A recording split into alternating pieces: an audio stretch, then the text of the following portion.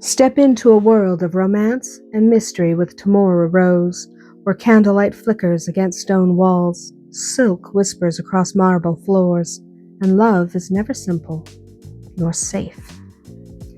When we talk about historical romance, we're not just talking about stories set in the past. We're talking about emotional escape, about slipping into another world entirely, one shaped by rigid rules and unspoken longings, and the quiet danger of falling in love when the cost might be everything. Readers come to historical romance for many reasons. Some crave the elegance of corsets and ballrooms. Some want the slow burn, the kind of yearning that builds over stolen glances and restrained touches. Others want the ache of forbidden love, intensified by the knowledge that society itself stands in the way. But regardless of what draws them in, one thing determines whether they stay immersed or drift away: authenticity. So what makes historical romance feel authentic? Not accurate in a textbook sense, not a parade of dates and facts, but real, lived in, emotionally convincing. Let's talk about the elements that give historical romance its power and why they matter so deeply to readers. First, authenticity begins with atmosphere, not accuracy. Historical accuracy is somewhat important, I'm not going to lie, but atmosphere is what captures the heart. Readers don't fall in love with footnotes and historical fact. They fall in love with mood, with texture, with the sensation of stepping into a world that feels distinct from their own. Atmosphere is the hush of a drawing room heavy with expectation. It's the smell of beeswax candles and polished wood. It's the weight of a corset pulled tight, or the way a single whispered word can threaten scandal. These sensory details don't need to be exhaustive. In fact, too much detail can smother your story. Authenticity comes from choosing the right details, the ones that evoke feeling rather than explain history. A well-placed observation about how a room feels and how a character moves through space, or how silence hangs between two people, can do a lot more than a page of just description. The goal isn't to teach the reader about the past. That's what textbooks are for. It's to make them forget the present. Another essential element of authenticity is language. But this is where many writers feel the most uncertainty. You do not and should not write in archaic prose or mimic the exact speech patterns of a particular century. In fact, doing so can distance modern readers rather than draw them in.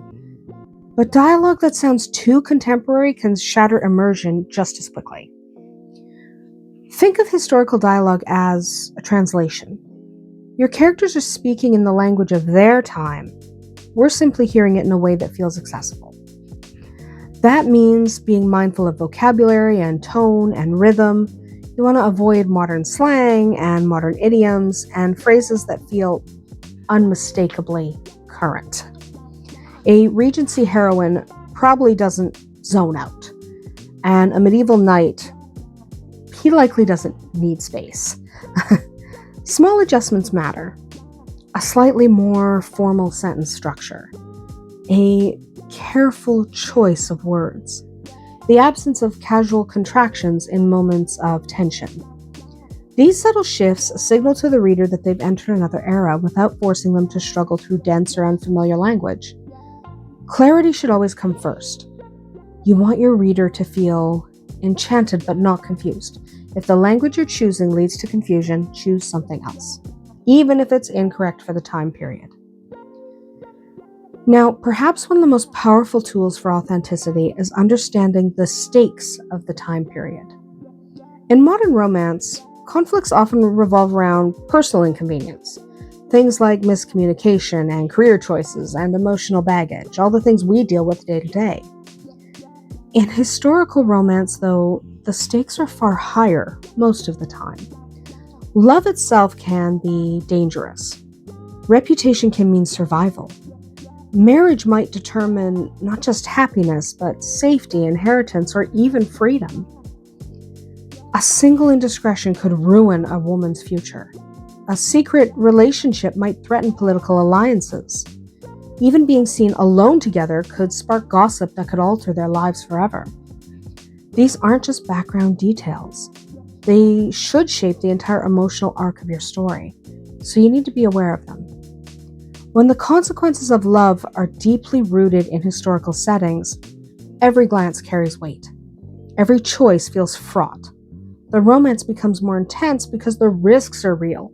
It's not just, well, we'll just go our separate ways if this doesn't work out. That's usually not an option in historical settings. Authenticity lives in understanding what mattered to people then, and why crossing certain lines wasn't merely rebellious but truly terrifying. This leads naturally to character, another cornerstone of believable historical romance. An authentic historical heroine does not need to be weak, submissive, or devoid of agency. Strength has always existed in every era, and even women have been strong. But that strength must be expressed within the constraints of the world she inhabits.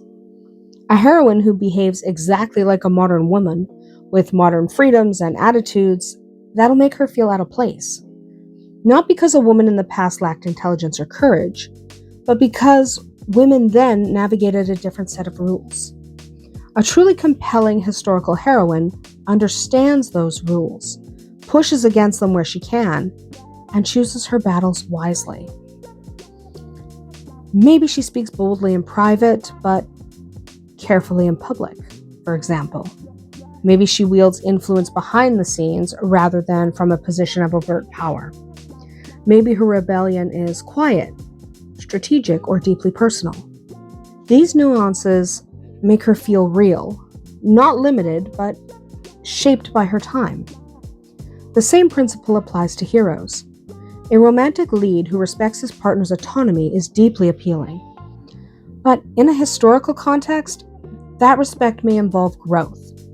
He may have to confront assumptions handed to him by society, by class, by gender expectations. Watching that evolution unfold adds depth and emotional resonance to the romance. Authentic characters don't reject the past outright. They live in it, they struggle within it, and sometimes they transform because of it. And yet, amid all this, the research and the setting and the rules, there's one element that matters more than any other: emotion.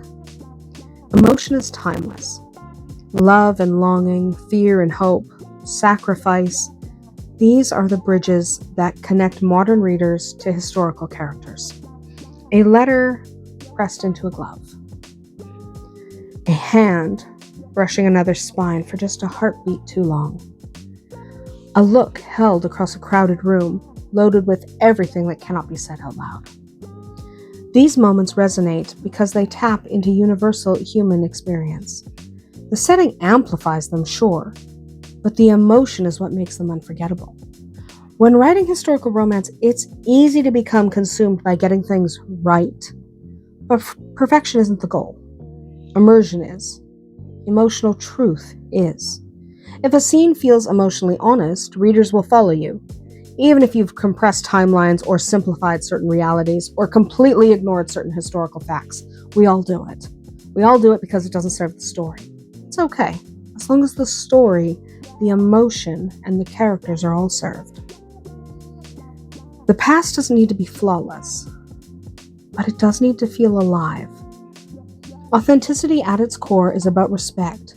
Respect for the time period, respect for the characters, respect for your reader's intelligence and emotional investment.